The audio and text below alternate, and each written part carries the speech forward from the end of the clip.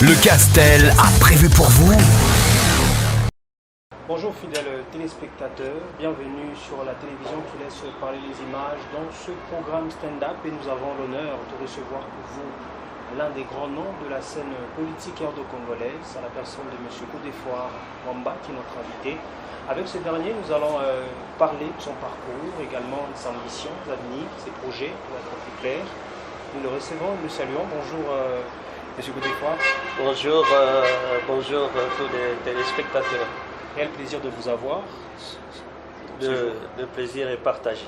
Alors déjà, avec vous, une présentation. Peut-être qu'on n'a pas su très bien faire notre présentation parce que c'est une bibliothèque que nous recevons dans cette émission. Je m'appelle Mwamba Mushimpaku Godefroid. Je suis le premier vice-président national de l'ANAFEC. L'ANAFEC, c'est l'Alliance nationale de fédéralistes et kyonguistes. Et je suis le président interfédéral de la ville de Kinshasa, de l'ANAFEC. Alors, certainement, une présentation, fidèles téléspectateurs, vous l'avez très bien compris.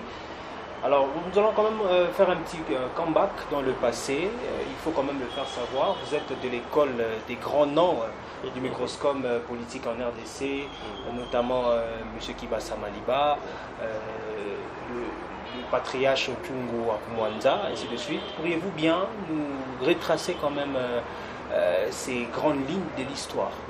D'abord, il faut faire remarquer que je suis en principe un dinosaure de la politique, sans peut-être avoir été dans un gouvernement.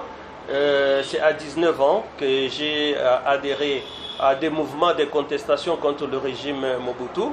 Comme vous le savez, le régime Mobutu était d'une dictature implacable. Alors, nous nous sommes dressés en tant qu'étudiants pour barrer la route à la dictature de Mobutu. Et comme vous le savez, à l'époque, il n'y avait qu'un seul parti politique qui vivait dans la clandestinité, c'était l'UDPS. Alors, nous avions été arrêtés, sans passer par aller prendre la carte de l'UDPS parce que ça n'existait pas. Nous nous sommes retrouvés en prison. Et c'est en prison qu'on nous dira que nous sommes les membres d'un deuxième parti politique, parce qu'à l'époque, on ne parlait même pas de l'UDPS, on parlait du deuxième parti politique. Et quand nous avions été libérés des géoles, de l'ANER à l'époque, en fait, on parlait des SNIP. Les SNIP à l'époque, quand on nous a libérés, évidemment, la conséquence était immédiate. À l'époque, c'était le recteur Bingoto, parce que j'étais étudiant, le recteur Bingoto de l'université de Kinshasa, qui se chargera de nous exclure de l'université.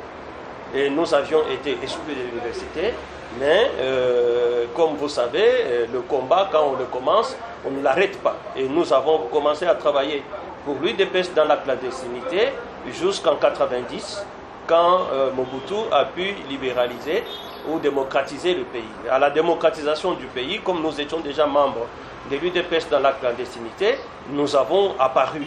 Et dans notre apparition, nous avons commencé à travailler à la permanence de l'UDPS, d'abord comme chargé de la sécurité et puis comme chargé de la jeunesse. Et nous nous sommes battus aux côtés des grands. Tous les grands noms. J'ai vu, parce qu'en 90, le professeur Liaou, par exemple, qui était aux États-Unis, n'était pas avec nous. Je l'ai vu venir. Il est revenu. D'où le directoire s'est constitué. Toutes les tractations pour constituer le directoire de l'UDPS, nous étions là, jusqu'à ce que l'UDPS se donne le chapeau de 4 leaders, de Bouankem, Nyaroliem, Tshisekedi Wamulumba, Kibasa Maliba et Marcel Liaou Eboa. Nous avons travaillé avec eux et je peux dire ici en résumé, ce sont des hommes exceptionnels. Si vous êtes frotté à ces genres d'hommes dans votre vie, je pense que le reste de la vie ne sera plus la même chose. Je témoigne ici que c'est vraiment des exceptionnels. Et nous avons travaillé jusqu'à ce que, comme vous savez, le conflit est intervenu au sein de l'UDPS. Il y a eu division entre l'aile UDPS Kibasa et UDPS Tshisekedi, comme vous le savez aujourd'hui. Nous avons été les témoins de cette histoire, de la division, et aussitôt après, nous avons continué. Et comme dans la politique, rien ne reste immuable, nous avons évolué avec le président Kibasa jusqu'à son décès. Il nous a quittés fort malheureusement, mais pour lui, tout comme pour tous les 4 leaders, nous ne pleurons plus, mais plutôt nous célébrons leur mémoire. En célébrant leur mémoire, je peux me permettre de dire ne fût-ce qu'un petit mot pour chacun d'eux. Particulièrement en ce qui concerne le professeur Liaou, pour les gens qui ne l'ont pas connu, c'est un homme fondamental, je dirais même exceptionnel. Parce que le professeur Liaou, c'est un homme qui s'est donné corps et âme pour ce pays.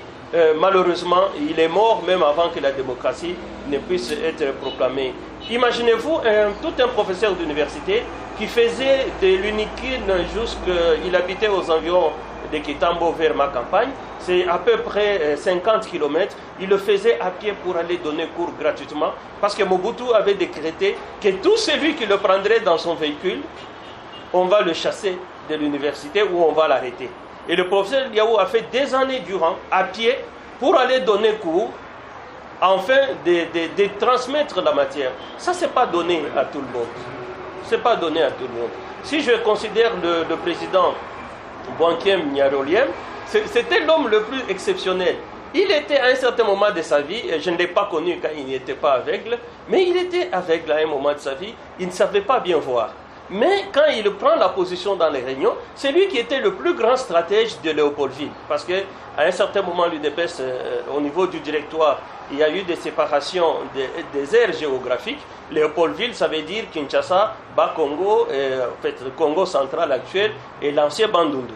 Donc, c'est lui qui a implanté l'UDPS dans l'espace de Kinshasa, de Bandundu du Bas-Congo, pendant que Liaou s'occupait de l'Équateur et de la province orientale, Kiba Samaliba s'occupait de l'espace swahiliphone et Tshisekedi particulièrement de l'espace du Grand Kasaï, c'est lui qu'on appelle aujourd'hui Grand Kasaï. C'était des hommes exceptionnels. Pour le président Tshisekedi, je me rappelle, nous étions très fatigués du combat. À la veille, donc après que Mobutu et ses soldats l'aient chassé de la primature, nous sommes allés le voir en ce moment-là, je me rappelle encore, j'étais tout petit, c'est lui qui conduisait notre délégation, c'était le fondateur Paul Kapita Chabangi, qui a été suivi de notre ministre de la Défense Paul Bandoma, et j'étais la troisième personnalité parce que j'étais chargé de la sécurité à la permanence, et nous sommes allés dire au président Tshisekedi de nous autoriser que nous puissions prendre les armes contre le régime Mobutu. Et le président Tshisekedi, fidèle à la non-violence, il nous avait dit, c'est lui qui veut commencer la violence, c'est lui qui veut prendre le pouvoir par les armes, nous lui demandons seulement de quitter le parti. Malgré que nous étions dans des conditions difficiles, après la CNS, lui qui a été élu à la CNS, il venait d'être chassé de la primature par Mobutu, mais il a gardé sa ligne de non-violence en nous demandant de rester totalement non-violent. Et donc, beaucoup de souvenirs avec le président Tshisekedi, mais le président Kibasa, parce qu'il conduisait le parti, il dirigeait le parti au quotidien, j'ai pu partager sa vie et la vie de sa famille. Je suis en fait aussi un enfant politique du président Kibasa Maliba, qui était un homme extraordinaire.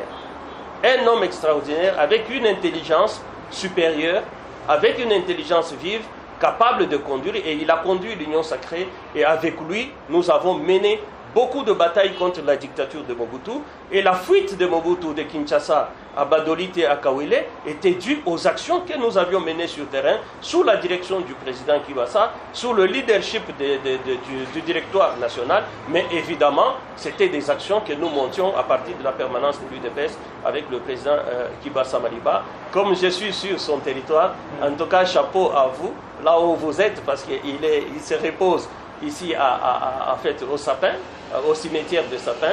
En tout cas, toute mon admiration pour lui, lui qui m'a guidé les premiers pas en politique, et je pense que nous ferons toujours ce qu'il avait demandé, donc travailler pour la patrie. Alors, quand on vous voit en train de raconter cette belle histoire, une page d'histoire, on voit votre sourire, hein. Ça vous revient quand même ce bon moment-là, mais on va quand même s'éterniser un peu sur cette motivation. Vous savez qu'à l'époque, 19 ans, vous l'avez d'ailleurs dit, de dire non au régime du président Joseph Mobutu, c'était pas donné quand même à tout le monde. C'était quoi la motivation? La première motivation, il faut dire que je suis d'une famille lumumbiste de nature. Donc je suis un petit-fils du tout premier ministre de la Justice de la République démocratique du Congo. Je m'appelle Mwamba. Il s'appelait Mwamba Rémi, pour ceux qui le connaissent.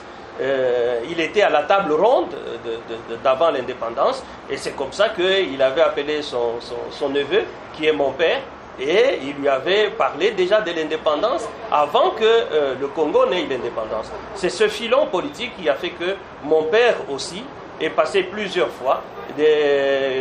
Député, à ce moment-là, on appelait vous appelez les conseillers, mais les députés provinciaux, l'équivalent des députés provinciaux ici, au Katanga.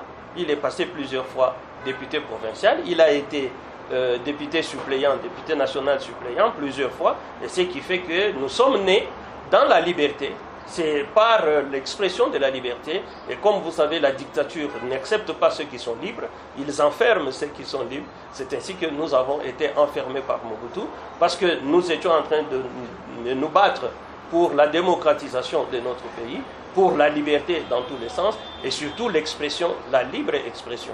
Alors, ça vous dit quelque chose? 30 juin 1960, aujourd'hui 30 juin que nous venons de fêter il y a peu, 2023, 63 ans jour pour jour. Un mot à dire par rapport à le Congo RDC aujourd'hui qui a pris de l'âge? Je pense que tout ce que je peux dire, je peux m'adresser à la jeunesse. Nous avons mené beaucoup de combats. Notre combat à nous, c'était de nous battre pour que s'installe la démocratie. Aujourd'hui, nous sommes dans un système démocratique, même s'il lui faut encore un peu plus de perfection. Chaque combat a son étape et son époque.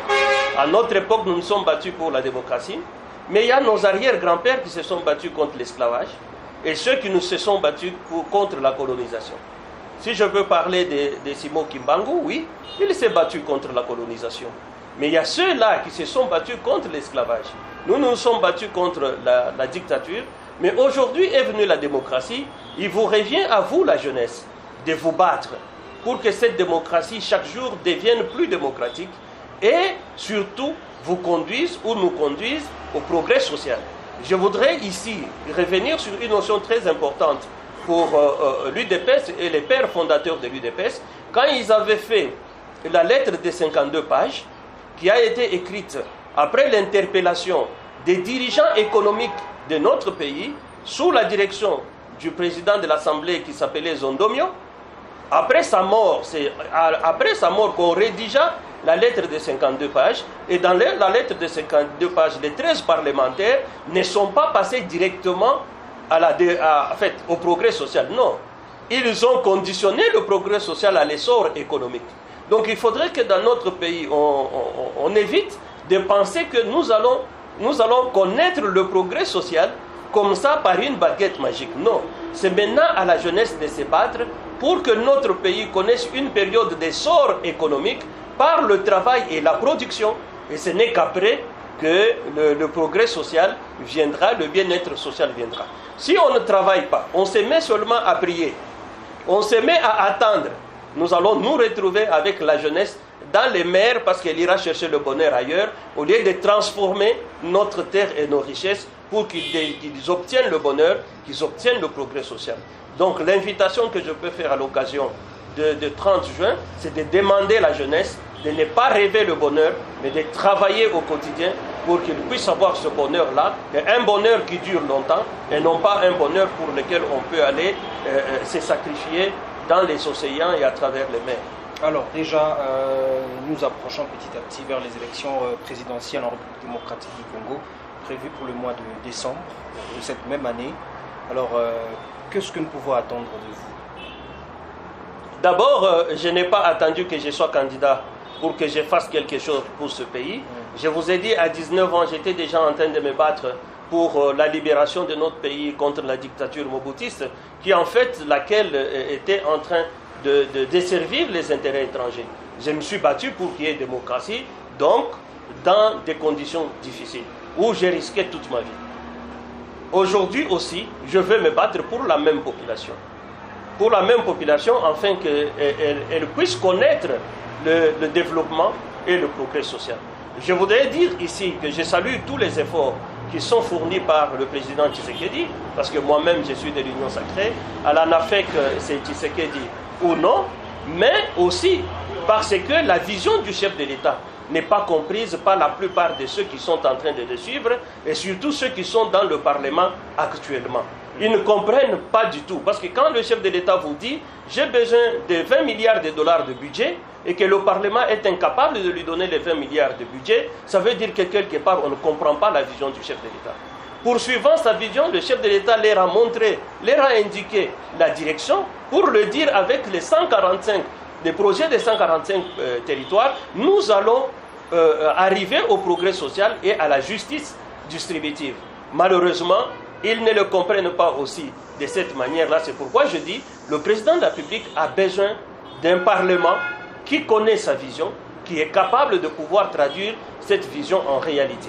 Je suis candidat député national, c'est vrai, même si ce n'est pas encore confirmé, mais qu'est-ce que je veux faire au Parlement? La première chose, c'est de faire utiliser les textes que nous avons. Et un outil économique le plus grand, c'est le budget. Mais regardez notre budget, je continue à penser que notre budget n'est pas un budget de l'État, c'est un budget du gouvernement central. Il serait un budget de l'État comme le dit la Constitution. Vous allez à l'article 175 de la Constitution, vous allez à l'article 174 de la Constitution, vous voyez la loi relative aux finances publiques, on vous dit que le budget de l'État congolais est constitué du budget du gouvernement central, plus les budgets des provinces.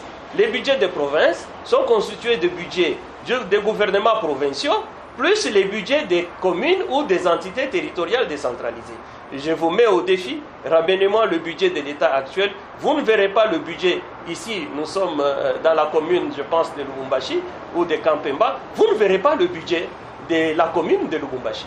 Mais en tant que fédéralistes, nous pensons que le budget, le pays ne peut se développer que quand nous avons un budget de toutes les entités administratives du pays. Donc un budget pour les quartiers, un budget pour la commune, un budget pour la province, et l'ensemble de tout ça formerait un budget national, et ce budget-là va pouvoir prendre en compte les desiderata de la population, laquelle population ne vit pas au niveau du gouvernement central ou du gouvernement provincial, mais les mêmes populations qui vivent dans les rues, dans les avenues. Et c'est ce que nous appelons le développement à la base. C'est ça le fédéralisme dans lequel est l'UDPS et dans lequel est l'Alliance nationale des fédéralistes linguistes. Je voulais dire aussi que le pays ne peut se développer que si nous-mêmes on le bâtit. C'est pourquoi notre plateforme s'appelle « À nous de bâtir le Congo ». Quand je dis « À nous de bâtir du Congo », je voudrais revenir dans la Constitution pour dire, à l'article 175 de notre Constitution, il est dit que tout habitant de la République démocratique du Congo a l'obligation de participer aux charges publiques. Mais les charges publiques sont lesquelles? C'est la lutte contre l'insalubrité, c'est la lutte contre la sécurité, ce sont les caniveaux, ce sont les cantonniers qu'on doit avoir. C'est ça, c'est même la santé publique, parce que la santé publique vient de l'hygiène. Alors, si nous ne contribuons pas, nous ne participons pas à la charge en fait, à la résolution de ces charges publiques, mais comment allons-nous nous développer? En ce moment-là, j'ai dit qu'en tant que membre du Parlement, je ferai un effort pour que l'impôt minimum personnel soit réellement perçu. Il est anachronique de penser que dans un pays comme le nôtre, nous puissions nous développer. Il y a même des gens qui ont atteint 60 ans qui n'ont jamais payé d'impôts, mais qui réclament à l'État tout. Mais que voulez-vous, comment voulez-vous que l'État puisse prendre en charge toutes nos charges publiques? Et pourtant, la Constitution nous demande, nous, en tant que Congolais, de pouvoir, en tant qu'habitants de Kinshasa et de Congo et Congolais, de participer à ces charges-là. Je donne un exemple le plus concret, je n'ai pas le nombre de la population de Lubumbashi, mais si Lubumbashi a par exemple 5 millions d'habitants, imaginez-vous qu'il y ait seulement 3 millions qui soient éligibles à cet impôt. Si vous multipliez par $5, vous aurez combien? 15 millions. Et que cette taxe, cet impôt, qui est l'impôt minimum personnel, c'est un impôt exclusivement communal. C'est avec cet impôt que Katuba peut se développer, et que Kenya peut se développer, à Kinshasa que Lemba peut développer, Ngaba peut se développer. Et comme c'est exclusivement communal, c'est le bourgmestre qui va devoir gérer ces fonds pour résoudre le problème de la commune, pour résoudre le problème du quartier, pour résoudre le problème de la localité, pour résoudre le problème de la rue et pour résoudre le problème de l'avenue. Et jamais cette taxe n'ira à l'hôtel de ville de quelque pays que ce soit. Et je pense que c'est de cette manière-là que nous devons rêver le développement de notre pays et non pas penser que le développement se fera au niveau du sommet, ni le sommet de la province, ni le sommet de la République. Alors, nous parlons politique certainement. Pourquoi est-ce que personnellement, M. Godefroid a accepté de rejoindre l'Union sacrée? D'abord parce qu'il y a un fils, un digne fils du pays, qui est Antoine Félix Tshisekedi Tshilombo, qui est venu pendant un moment le plus difficile, mais qui s'est organisé pour doter ce pays des jalons. Il y a des jalons que nous voyons économiques. Parce qu'il ne faudrait pas que la population se trompe. Ce n'est pas qu'on peut planter aujourd'hui, on peut récolter aujourd'hui, on peut manger aujourd'hui. Non. Le président Tshisekedi a mis son jalon là où il le fallait. Le premier acte qu'il a mis, je prends le secteur qui est le plus porteur ici au Katanga, c'est le secteur minier. C'est la première fois depuis que la République démocratique du Congo et République démocratique du Congo qu'on a vu un gouvernement signer un contrat de 62 millions de dollars pour la prospection minière. Ça, c'est la première fois que, de ma mémoire que ce pays ait reçu un contrat qui avait été signé entre la République démocratique du Congo et l'entreprise espagnole Excalibur pour la prospection aéroportée. Et cette prospection est en train de se passer aujourd'hui. C'est pour la première fois aussi que la République démocratique du Congo ait délimité les 27 blocs pétroliers qu'il faut mettre à la disposition des prospecteurs et 3 blocs gaziers. Ça, ce sont des jalons fondamentaux. Encore sous le président Tshisekedi, il y a eu l'adoption d'un code agricole. C'est un code d'investissement agricole, ce qui n'avait jamais été là. Donc nous voyons qu'il a une vision, et cette vision est d'abord une vision de production avant la consommation.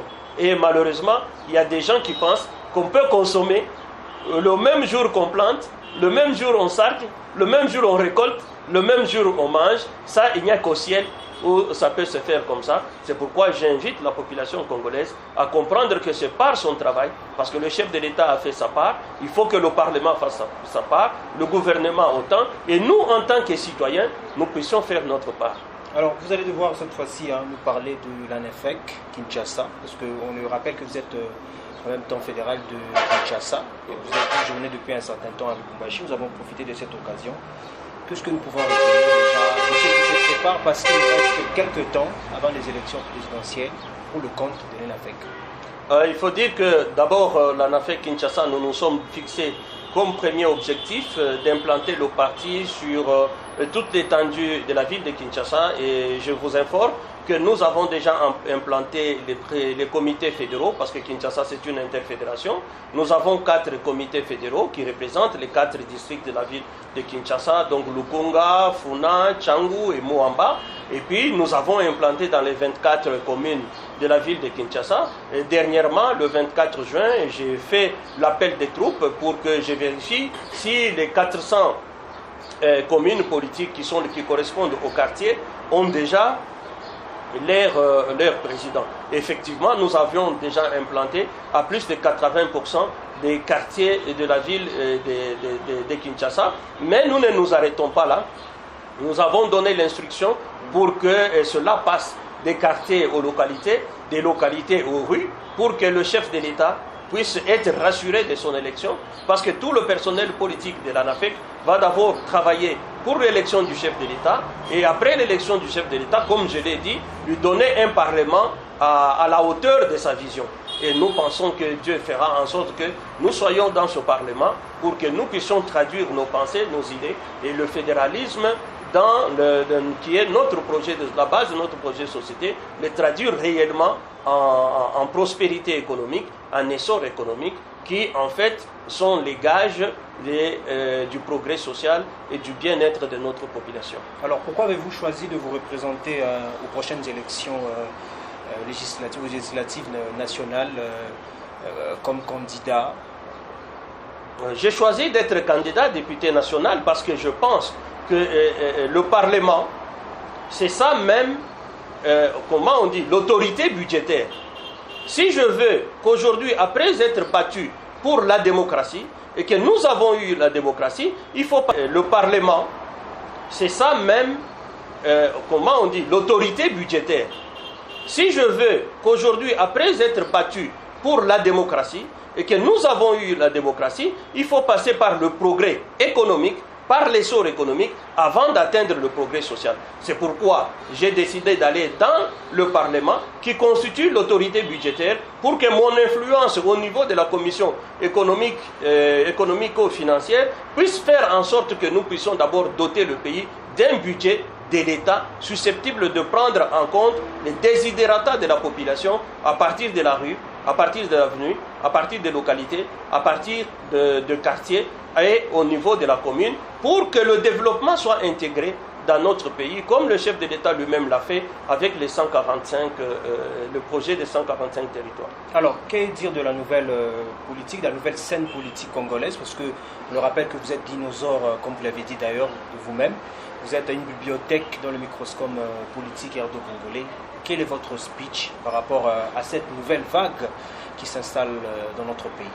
Je voudrais leur rappeler à ceux-là qui pensent qu'aujourd'hui être arrivé au pouvoir est une occasion de s'enrichir, de pouvoir regarder très bien ceux qui nous servent de modèle. Je peux le dire ici sans embâche. Si je prends le président, celui qui est le mieux connu ici et à travers le monde, qui est le président Antoine Gabriel Kyungu Akumwanza, vous ne le voyez pas aussi riche. Mais aujourd'hui, il y a des gens qui entrent au gouvernement. Dans moins de 3 mois, ils ont plus de maisons que ceux-là qui en ont fait autant. Je prends le cas du président Tshisekedi lui-même. Parce que les gens se disent tshisekedistes. Vous êtes tshisekediste, on vous met au gouvernement, vous achetez 10 maisons, pendant que le président Tshisekedi, toute sa vie, il n'a pas pu avoir 4 maisons dans la ville de Kinshasa. Mais quand vous avez déjà 10 maisons, vous êtes tshisekediste d'où? De quel Tshisekedi? Je prends le cas du président Kiba Samaliba. Vous êtes dans cette ville ici. Vous savez que lui, dans cette ville, n'avait qu'une seule maison, à la Katouba.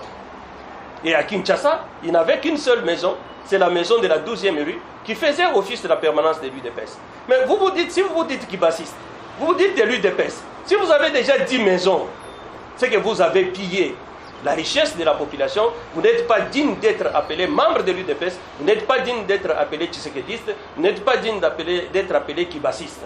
Je peux en citer autant pour tous nos 13 fondateurs. Vous prenez Kapita Chabangi par exemple, il n'avait qu'une seule maison. Vous prenez Marcel Liaoueboua, n'en parlons même pas. Vous prenez Lusanga Ngele, tout le monde connaît ces biens qu'il avait à Likasi.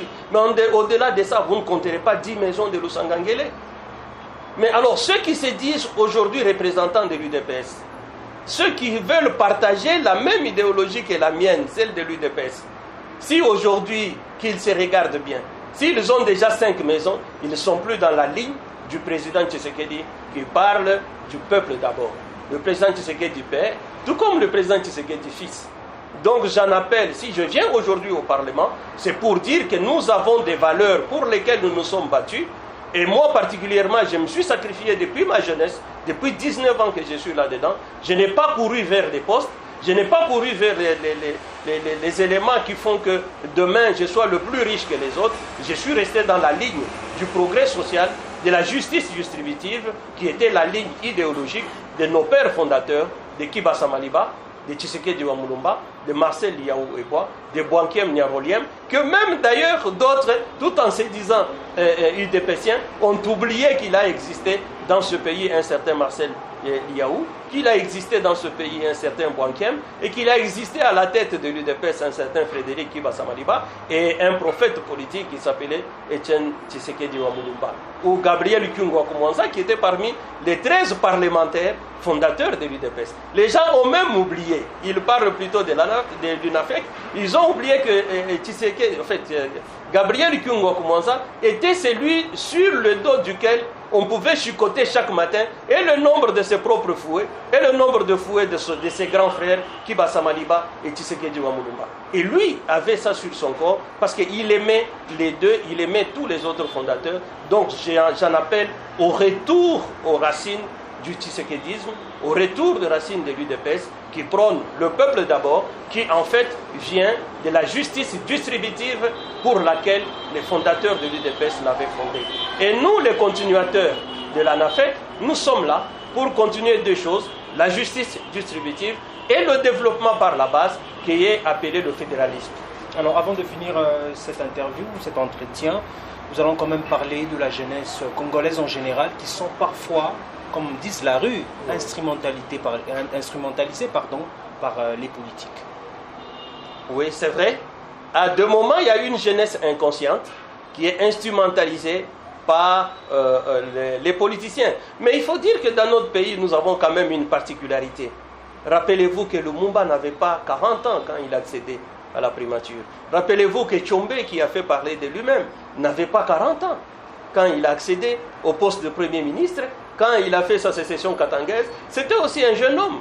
Rappelez-vous que Mobutu Sese Seko, quand il a pris le pouvoir, il n'avait pas 40 ans. C'était un tout jeune.